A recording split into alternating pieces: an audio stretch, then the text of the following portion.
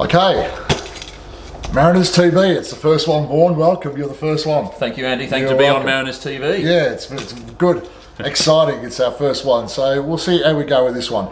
For those that don't know Vaughan, he is a massive part of our club. He is arguably one of the most dedicated coaches that we have with our ladies' sides. And he's got his daughters playing as well, but he also spends an enormous amount of time at the club. So just move in a bit, mate, because we just get you. There you go. Get in there, son. Yeah, beautiful. So without further ado, because we're not going to keep Vaughan because his time's quite valuable, but I've got a few searching questions for him. Yes. And we're going to put them to you, mate. Ooh, so put me under the grill, huh? Absolutely. Fantastic. So, tell me about the Vaughan story. Where did it all start in football for you? Probably due to my dad, coming from an English family and that. Yep. So, born away in the Morning Peninsula. So played at various clubs around here: Mornington, Seaford, the old Coringal, which is now Frankston Strikers. Strikers, yep. Baxter. So played various areas up until my 20s, and made a terrible comeback when I was in my late 30s, and my body didn't help there. But and then. Daughters a few years ago, my stepdaughters just said they got a letter from Mount Martha Soccer Club, where I'd never heard of. Yep. You know, what's Mount Martha have a football team? I didn't even know this. Yeah. You know? Yeah. And came down to be a team manager to start off with. The coach walked out about 5 games in. Wow. And the director of football said at the time, well, if you don't coach, then the team disbands. So we can't have that. That's 5 years ago. Yeah. And here I am, still coaching. Here. Yeah. All right. Good stuff. Good stuff. That was 5 years ago. You've told me what's attracted you to the club. What's the best part for Vaughan as being the coach?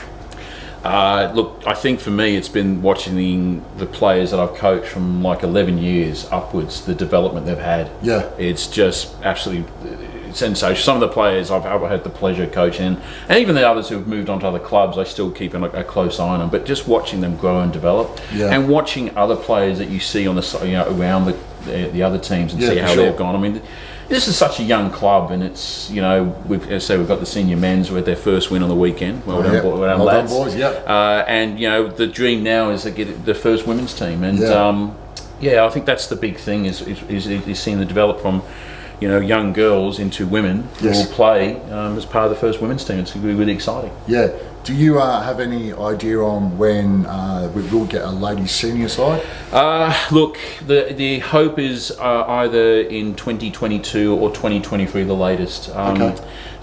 Several factors going to depend. One, how many players we've got. We're lucky that in the current under 16, under 17 squads, we've probably got over 30 players in total, which is great. Great numbers. But a lot of them are young, so we probably do need a couple maybe experienced players to come in to help out. Yep. So we're sort of toing and froing, but the aim is in the next 2 years that we want to actually have a women's team. Excellent. And hopefully something like Mariners TV now is going to give us a little bit more fun exposure. Yes. But hopefully bring a little bit of fun to the club, and people see what we're here for. And we're only here for one thing, and that's for the kids to play football, and hopefully the adults. So fair play to you. Do you have a sporting hero, and if so, Mr. Manlove, why? Look, there's several different sporting heroes I've got. I'd say in terms of football, the one growing up was probably Paul Gascoigne. Gazza. Come on, Gazza. Yes. Geordie. All Geordies are mad, but he's the maddest of them all. We've got a couple of them out there. Yeah, we do. G'day, Stu. Yeah, Stu is larger than life on the sidelines, but he said, "I'm not coming in there tonight, lad." Oh, there we go. You'll get him in here. You'll get him in. Come on, Stu. You got to ton it. Come on, let's get him in, son. But Gazza was just, he was just something magical to watch, and You used to watch as a kid, the Maradonas and the Pelés. Well, coming from an English family, well, why can't we have something like that? And in terms of Australian footballers, it was probably my first hero was probably Jimmy Batikas, who played in the 80s for the Socceroos and went over to Greece. And probably just watching someone like a Harry Kewell just come through as well is magical as well. So they're probably my top players. You mentioned Jimmy. As you know, I've only been here for 13 years, but I'd never heard Jimmy. Who did he play for in the NSL? He played for Sydney Croatia. I think he also played for Marconi, but went to AEK Athens as well for quite a while. Right. So he spent quite a bit of time there. But if you ever get a chance, YouTube Australia versus Scotland in the World Cup playoff at Olympic Park in Melbourne, and Paticus runs rings around the Scottish defence. There you go, viewers. You've heard it here. Definitely. Yeah. Magic. Okay, cool. All right. Do you have a favourite sports quote or a little bit of wisdom that you like to put onto your players under your wing as to, you know? Look, my favourite one is probably from the great Pep Guardiola. He had a great quote, is, "I will tolerate mistakes, but I will not tolerate lack of effort." And that is the mantra I live by as a coach, and I tell my players that every week. You can make mistakes, that's fine. Yeah. And as long as you're trying to do something, that's great. But if you don't come onto the park and try, I don't accept that. No. I think that's a pretty good sort of like it's a good mindset to have for life in general. Definitely so. Definitely so. And I sort of like, I'm not too sure, like you sort of like touched on before, that while we have a lot of younger kids here, but we want to see them develop into young adults, and if we can have this much of a mentoring, you know, role in those young ladies turn into, you know, full-grown women, young boys turn into men, that to me, I tend to enjoy that more. I get a bit of a kick out of it, that the fact that, you know, so that we've helped someone along that might not have necessarily got that help had they not come to a club like this. It's very family based. So yeah, I think that's fantastic. Yeah, good work, mate. Definitely, thank you. Good. Any hobbies outside of football? Oh, hobbies. Look, this guy has a wicked podcast, by the way. Yes, it's not called soccer. It's not called soccer. Yes, with my good friend Andrew. We're back actually we're back next week. Actually, first podcast for the season. And it's available on what? All the major areas: Spotify, also Podbean, also where you get your podcasts. Yeah, you can get us as well. Look, the podcast is probably a big hobby of mine. Spending time with my family as well is also probably a big thing as well. Just watching sports. I mean, I watch AFL, watch a fair bit of AFL. Mad Tigers fan? Mad Tigers man, I am. And also watch football as well. Yeah, good stuff. Good stuff.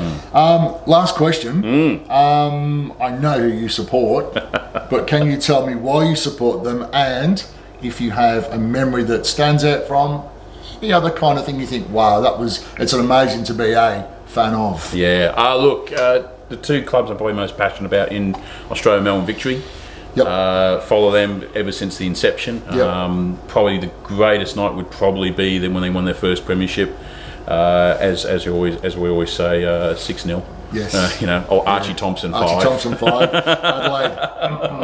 Yes. So that was a magical night. Absolute magical night that was. And look, for overseas is the mighty Luton Town. My dad comes from Luton. Yes. And the mighty Hatters, and greatest memory is probably watching them defeat Arsenal in the Littlewoods Cup final back in 1988. Couldn't think at the old Wembley. The old Wembley. Yeah, and it was great because my cousins were Arsenal supporters. They used to give me absolute rubbish about being a Luton Town supporter, and I always keep saying to them, "We beat you at Wembley, undefeated at Wembley against the Arsenal." Yeah, there you go. Yeah. Did you ever get over to the UK as a kid? I've been back twice. As a young'un, I went back a few years ago as well. Haven't seen an actual Premier League game, unfortunately, but done tours of the old Wembley. Oh no, the new Wembley. New Wembley, okay. Emirates. Also been to the Kenilworth Road, the home of the mighty Hatters. Yes. And when I was actually over there, the 2008 European Championships were on. So didn't actually go to the stadiums, but you got to lie I suppose the fan zones. Yes, yeah. So that was brilliant. Yeah. Absolutely brilliant to be in football. For those that don't know, why are Luton Town called the Hatters?